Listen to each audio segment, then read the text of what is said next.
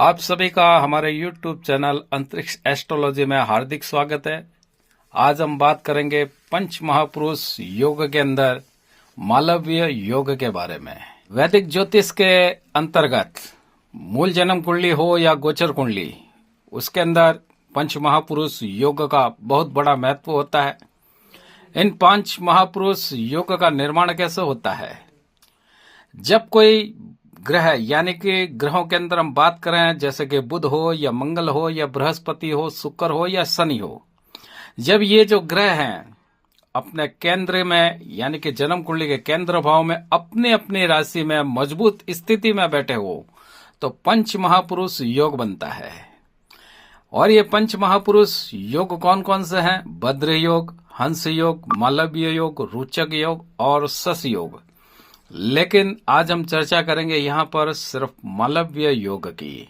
मालवीय योग शुक्र के द्वारा निर्मित होता है। शुक्र ग्रह जब कुंडली के प्रथम भाव, चौथे भाव, सातवें भाव और दसवें भाव में अपनी उच्च राशि मीन में स्थित हो तो यह शुक्र की स्थिति मालवीय नामक योग का निर्माण करती है। मालवीय योग की शुभता से जातक साहसी होता है, पराक्रमी होता है, तर्कसंगत होता है, अच्छा निर्णायक सिद्ध होता है। व्यक्ति के कैरियर फील्ड की दृष्टि से ये योग जो है media planner, cosmetic, plastic surgery, surgeon, interior decorator, photography, ज्योतिषी, मैरिज ब्यूरो, निदेशक, TV hostess, beautician, movie actor, fashion designer, संगीतकार, मॉडलिंग, आयुर्वेदिक चिकित्सा फील्ड में जम करके ये तरक्की करता है, अर्थात अनुकूल परिणाम अवश्य व शीघ्रता से मिलते हैं। मालवीय योग के अंदर एक प्रकार से चुंबकीय आकर्षण होता है। व्यक्ति के आकर्षण, व्यक्तित्व में बहुत ही गजब का आकर्षण होता है। चेहरा सुंदर व विपरीत लिंग को स्वयं इसकी ओर आकर्षित हो जाते हैं। यह मालवीय योग मूल जन्म कुंडली या गोचर कुंडली में जितना अधिक शुभ और मजबूत होगा, व्यक्ति उतना ही अधिक प्रसिद्धि पाता है, भोग विलासिता, ऐश्वर्यता का भोग करता है। जातक राष्ट्रीय स्तर और अंतर्राष्ट्रीय स्तर तक फेमस होता है। इस योग के निर्माण में शुक्र का शुभ होना अति आवश्यक होता है, वरना शुक्र अशुभ होगा तो इस योग का फल नहीं मिलेगा। फिर इस योग में दोष आ जाता है। इसके अतिरिक्त कुंडली में अन्य बनने वाले दोष, विद्यमान दोष इस मालवीय योग की क्षमता को जो है कमजोर करते हैं। इसका भी ध्यान रखना पड़ता है। 27 जनवरी 2025 से शुक्र ग्रह मीन राशि में गोचर करने से मालवीय योग सभी की कुंडली में बन चुका है और जो कि 31 मई 2025 तक बना रहेगा। अब शुक्र मीन राशि में सभी की चंद्र कुंडली में पहुंच चुके हैं तो सभी की कुंडली में यह मालवीय योग विद्यमान है, किंतु सभी को यह मालवीय योग शुभ फल दे जरूरी नहीं है। पहली बात, उन राशि वालों को प्रथम दर्जे का फल देगा जिनका शुक्र गोचर कुंडली में केंद्र या त्रिकोण भाव में गोचर कर रहा है। लेकिन यहाँ पे एक शर्त यह लागू होती है कि शुक्र पर किसी भी पाप ग्रह की दृष्टि गोचर व मूल जन्म कुंडली के अंदर न हो, वरना ये योग कमजोर ही साबित होगा। इस कमजोर योग को शुक्र के उपाय व दोष पीड़ित करने वाले ग्रह की शांति करके उसको बल प्रदान किया जा सकता है इस योग को, और इसका भरपूर लाभ उठाया जा सकता है। मालवीय योग होने से जातक को जीवन में खूब सफलता व प्रसिद्धि मिलती है। अनुकूल समय उसके पास में बारंबार आते हैं। साहसी व आकर्षक होता है। कला सौंदर्य के प्रेमी होते हैं। भाग्य इनका बहुत ही अधिक बलवान हो जाता है। गजब की पर्सनैलिटी के ये धनी होते हैं। जन्म कुंडली के प्रथम भाव में मालवीय योग राजयोग का निर्माण व अशुभ दोषों की कमी करता है। धन और सुख सौभाग्य में वृद्धि रहती है। सामाजिक पद प्रतिष्ठा प्राप्त होती है। जन्म कुंडली के चौथे भाव में मालवीय नामक योग से वैवाहिक सुख, पारिवारिक सुख मिलता है। जातक के धन और ऐश्वर्य में वृद्धि निरंतर होती रहती है। सातवें भाव में मालवीय योग होने से व्यक्ति का रहन सहन आलीशान होता है, फैशन का दीवाना होता है, व्यापार में निरंतर वृद्धि होती है।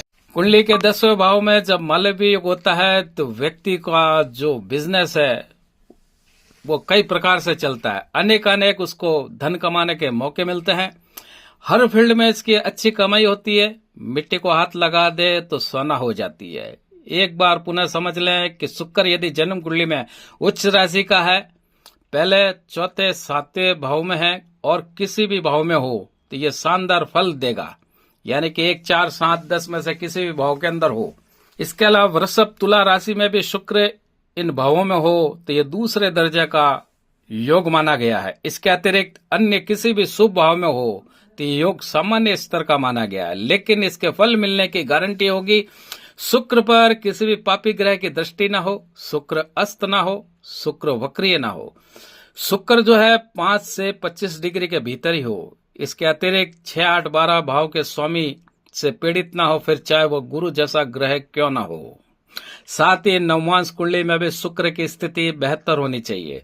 मालव योग के सामर्थ्यता ताकत की बात की जाए तो यह योग धन, समृद्धि, कलात्मक, रचनात्मक क्षमताएं देता है, मधुर संबंध बनाता है, स्वास्थ्य वृद्धि व कल्याण वृद्धि निरंतर उसको जीवन भर मिलती रहती है। फिर भी किसी भी कुंडली में मालवीय योग किसी भी स्थिति भाव में हो तो शुक्र के अनुकूल समय आने पर व्यक्ति को धन लाभ तो अवश्य प्रदान करता है, सुख समृद्धि दे करके जाता है, चाहे थोड़े समय के लिए ही दे लेकिन देता अवश्य है। मालवीय योग की क्षमता समग्र शक्ति का आंकलन अवश्य करवाना चाहिए। व्यक्ति की ज्योतिषीय प्रोफाइल की व्यापक स्तर पर समझ के लिए कुंडली के D1 चार्ट यानी कि लगन चार्ट के अलावा अन्य चार्ट व योग और दोषों का आंकलन अवश्य करवाना चाहिए ताकि हाथ में आए मौके को न गवा सके।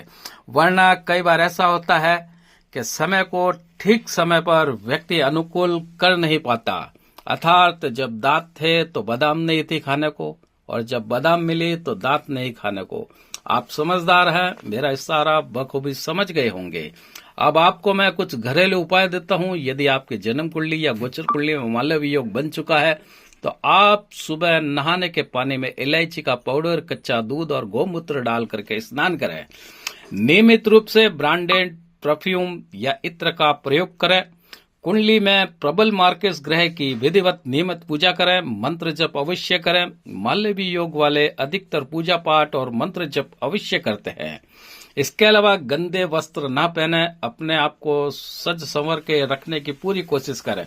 फटे वस्त्र चाहे इनरवियर की न हो उसे चेंज करें। यदि आपकी पैंट की जेब बारंबार फटती हो जिसे आप कई महीनों तक सिलवा नहीं सकते, या फटा पुराना पर्स आप वर्षों तक यूज कर रहे हैं तो समझे मालवीय योग दोष पीड़ित है।